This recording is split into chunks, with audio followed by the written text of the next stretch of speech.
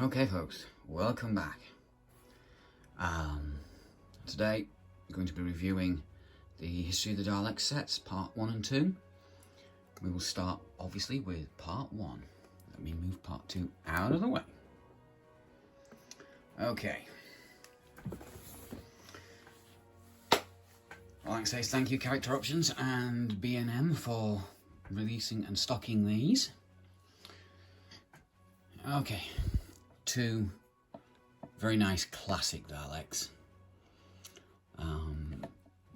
Decent enough window to see the figures through. The collector's edition thing, bit of a misnomer. As we can see from the front of the packaging, it's the new style. TARDIS on the side.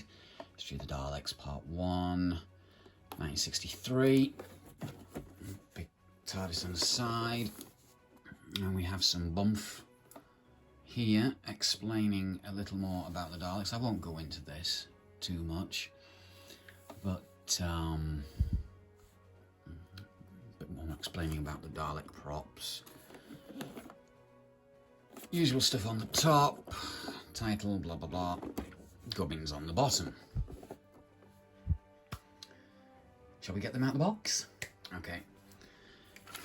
First we'll do the backing card in the packaging. Nice shot down a Dalek corridor. A little Dalek camera. It's rather nice. Okay. Daleks 1 and 2. Now I did that for a particular reason. The original props had markings on the back of them, so that the camera crew and the director could actually talk to the controllers inside. See this little mark on the back? 1. That's the first prop. Obviously on the back. 2. It's nice that they've actually put that in. Okay, articulation. It's a Dalek, so there's not a lot. Full 360 on the head. Classic Dalek death pose. The eye stalk doesn't go down quite as far as I'd like it to, but never mind. The gun. And the plunger arm. I've not really broken in these yet. Identical on both of them. Interesting little thing to note is we have the wide eye on Dalek 1 and the focused in pupil on Dalek 2. Nice addition to the set, and I think hopefully if Character Options release a few more of these, it would be very, very nice. On my set from the Dalek Gamble, these do seem to fit in quite well.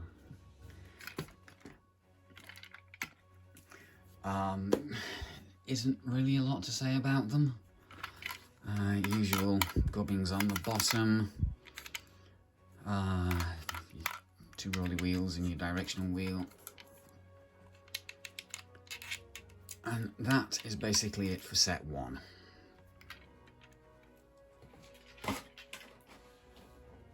Set 2. Right, these are from the Dalek Invasion of Earth, 1964, as it says on the box. Again, packaging, same as before, the new style. TARDIS, blurb and blurb. On the back, pictures of the figures, and blurb about the episode, and blurb about the actual props. Let's get them out of the box. Okay, out of the box. We have a nice little back card showing the Dalek ship in London. Makes a nice little diorama piece. I'll take that out of the way.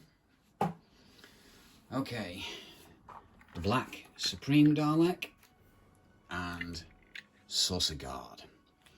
Now, again, as with the other two, we have the same wide eye and closed eye.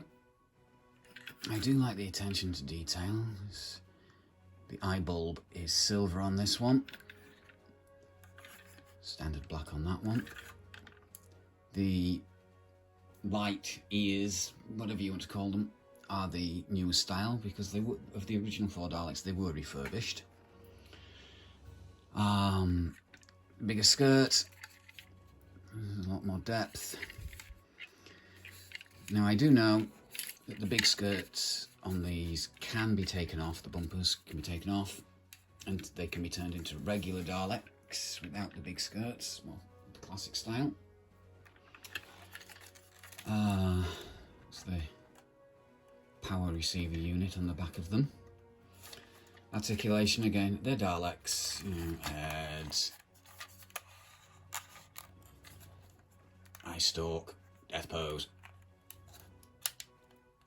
gun, plunger arm. Paint apps are very good. There is a little bit of bleed on some of the hemispheres. A little bit of history. This Dalek actually played 4 parts. He was a saucer guard, and eventually played this, but he played a drone, we painted him, blah blah blah, made him the Supreme.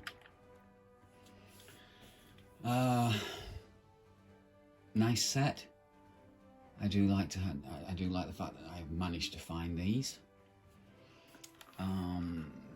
without having to resort to the likes of eBay and the scalpers. Not really a lot else to say about them. It's a very nice set.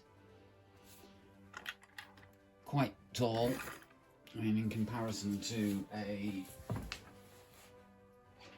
1963 Dalek, they are quite tall. And that's this extra bumper.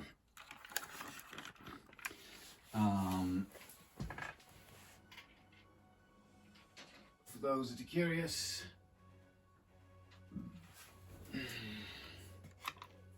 they're even taller than the Russell T Davies era Gold Daleks. Not by much, but they are taller.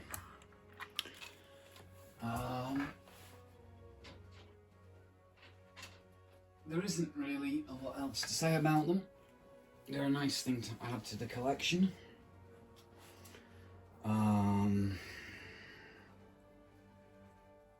So yeah, I will leave it there, folks.